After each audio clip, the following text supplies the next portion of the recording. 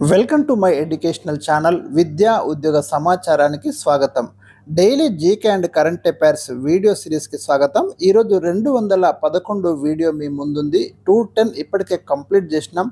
మరి ఇలాంటి అప్డేట్స్ తప్పకుండా పొందండి. డైలీ 10 క్వశ్చన్స్ మాత్రమే మీకు ఇస్తున్నాను. ఇప్పటికే 200 పైగా వీడియోస్ అయితే ఇక్కడ అప్లోడ్ చేయడం జరిగింది. మరి ఈరోజు లేటెస్ట్ కరెంట్ అఫైర్ చూద్దాం. ఛానల్ని సబ్స్క్రైబ్ చేయండి, వీడియోని లైక్ చేయండి. వాట్సాప్ గ్రూప్ యొక్క లింక్ అయితే మీకు కామెంట్ సెక్షన్లో ఉంది.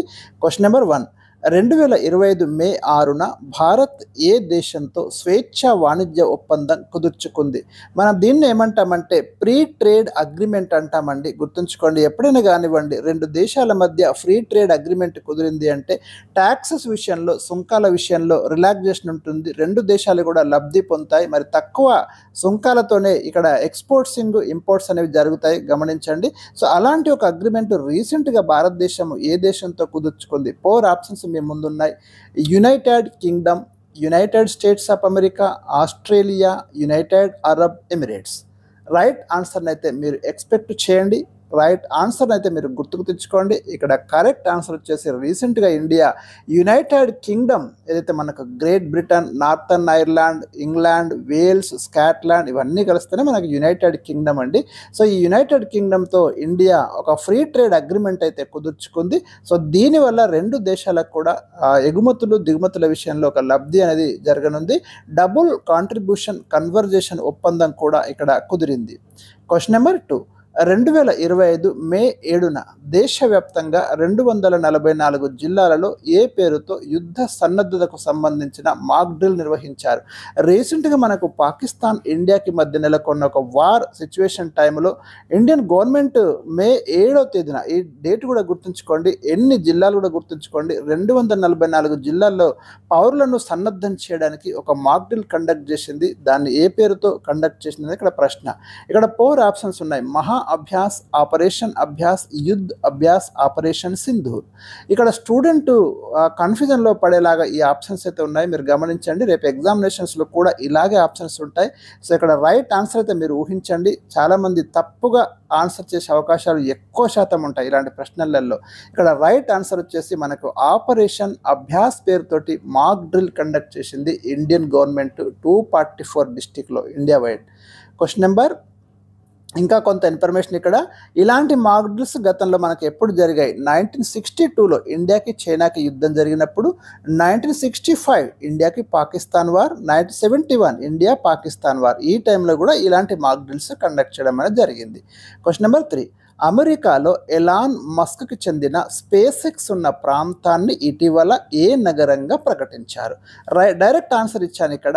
ఈ స్పేస్ ఎక్స్ ఉన్న ఏరియా మనకు ఎక్కడ ఉందంటే దక్షిణ టెక్సాస్లో ఉందండి, సౌత్ టెక్సాస్లో. ఆ ఏరియాను ఒక సిటీగా గుర్తిస్తూ మరి యునైటెడ్ స్టేట్స్ ఆఫ్ అమెరికా ఒక ప్రొసీడింగ్ అయితే ఇచ్చింది. ఆ నగరాన్ని అంటే ఆ ఏరియాని ఇప్పుడు స్టార్ బేస్ నగరం అని పిలువబోతున్నారు. ఇది చాలా గ్రేట్ అచీవ్మెంట్ అండి, ఎందుకంటే అది స్పేస్ ఎక్స్ అనేది చాలా ఫేమస్ కంపెనీ. అక్కడ మీకు ఎలాన్ మస్క్ సంబంధించి అంతరిక్షంలో చాలా రీసెర్చ్, అడ్వాన్స్ రీసెర్చ్ జరుగుతుంది ఇక్కడ. సో ఆ ఏరియాకి ఇప్పుడు స్టార్ బేస్ నగరం అనే ఒక హోదాను ఇవ్వడం అనేది జరిగింది. కాబట్టి ప్రముఖంగా అంత వార్తా పేపర్లో మీకు ప్రధానంగా న్యూస్ అయితే ఉంది. Question number 4, Border Roads Organisation, దీన్నే మనం BRO అంటాం. మనకు ఈశాన్య రాష్ట్రాలు, సరిహద్దు ప్రాంతాలలో, ఎత్తైన ప్రాంతాలలో ఈ రోడ్స్ ఇన్ఫ్రాస్ట్రక్చర్ డెవలప్ చేయడానికి దీన్ని ఎస్టాబ్లిష్ చేసిండ్రు. ఇది ఎప్పుడు ఏర్పాటు చేశారనే ప్రశ్న ఇచ్చాను. డైరెక్ట్ ఆన్సర్ ఇచ్చాను. 1960 మే 7న మనకు బార్డర్ రోడ్స్ ఆర్గనైజేషన్ అనేది ఏర్పాటు చేయడం జరిగిందండి.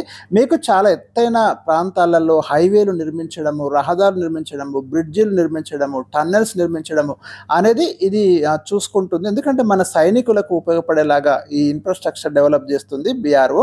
సో దీని యొక్క నినాదం కూడా ఇచ్చాను ఇక్కడ, శ్రమేణ సర్వం సాధ్యం. గుర్తుంచుకోండి, ఇలాంటి స్లోగన్స్ మీద లాస్ట్ DSCలో కంప్లీట్ క్వశ్చన్స్ ఉన్నాయి. BSF స్లోగన్ ఏదని, CRPF స్లోగన్ ఏదని కంటిన్యూగా ప్రశ్న అడిగిందండి. సో ఇప్పుడు కూడా అందుకే ఇదైతే ఇవ్వడం అనేది జరిగింది. ఇది భారతదేశ సరిహద్దు ప్రాంతాలలో మౌలిక సదుపాయాల అభివృద్ధి, అనుసంధానానికి, కనెక్టివిటీకి కృషి చేసే ఒక సంస్థ. క్వశ్చన్ నెంబర్ 5, ఇటీవల భారత నావికాదళం సముద్రం లోపల పరీక్షించిన మందు పాతర పేరు ఏమిటి? అంటే సముద్రం లోపల ఒక ఎక్స్‌ప్లోజన్ అంటే మందు పాతర ఉన్నప్పుడు మనం ఎలా పేల్చాలి దాన్ని? ఎలా పేల్చొచ్చు మందు పాతరను? అదేవిధంగా మన దగ్గర ఎలాంటి ఎక్స్‌ప్లోజివ్‌ను మనం లోపల పేల్చే విధంగా ఒక ఎక్స్‌ప్లోజివ్ తయారు చేసినాము. సముద్రం లోపల కూడా ఎక్స్‌ప్లోజ్ చేసేలాగా. సో, దాని పేరొచ్చేసి మనకు మల్టీ ఇన్‌ఫ్లూయెన్స్ గ్రౌండ్ మైన్ అండి. ఇది మనకి ఫస్ట్ టైమ్ ఇండియా అయితే ఈ టెస్ట్ అనేది కండక్ట్ చేయడం జరిగింది. దీనిని అభివృద్ధి చేసిన సంస్థలు DRDO, NSTL Naval Science and Technological Laboratory అంటాము NSTLని.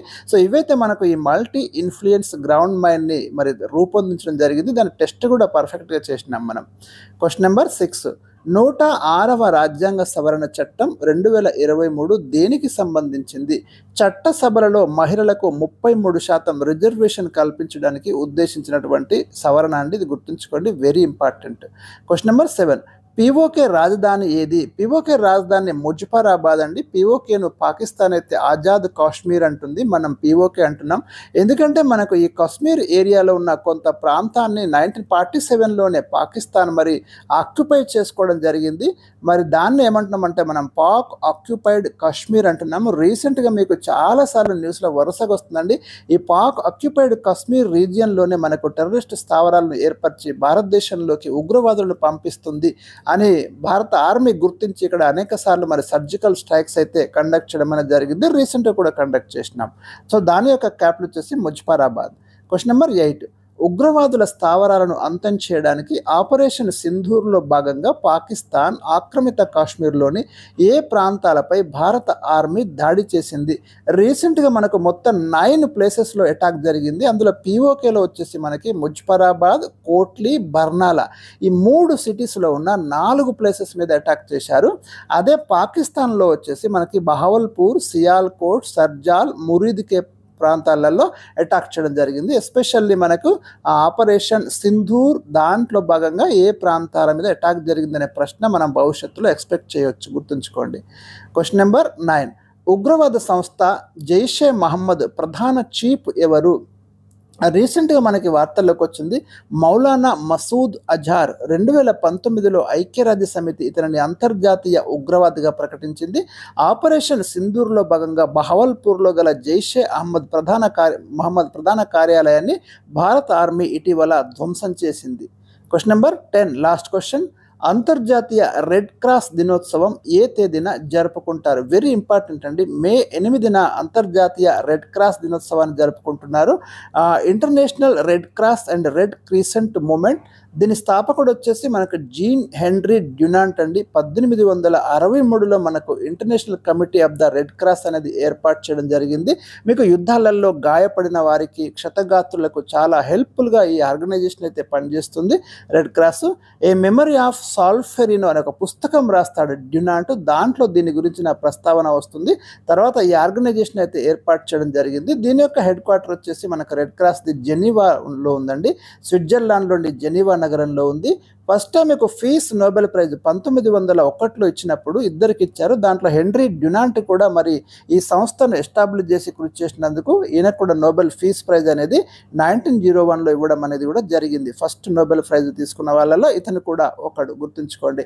ఇది రెడ్ క్రాస్కి సంబంధించి చాలా చాలా ఇంపార్టెంట్ ఇన్ఫర్మేషన్ అండి. సో, ఇవి నేను మీకు ఈ రోజు వచ్చినటువంటి ముఖ్యమైన ప్రశ్నలు, జవాబులు. మరి రేపటి వీడియోలో మరికొన్ని క్వశ్చన్స్ అయితే మీకు అందించడం అనేది జరుగుతుంది. వీడియోని తప్పకుండా లైక్ చేయండి, షేర్ చేయండి. Thank you for watching.